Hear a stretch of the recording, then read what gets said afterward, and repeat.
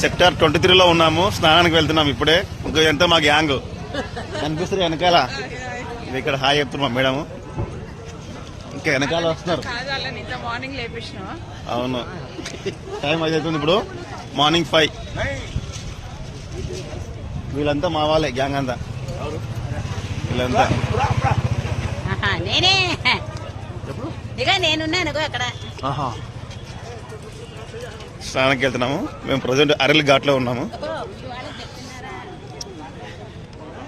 చలి మాత్రం 13 డిగ్రీలు ఉంది.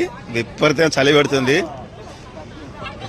ఫింగర్స్ ఇట్లా వణికిపోతున్నాయి గజ గజ గజ, అంత చలి ఉంది.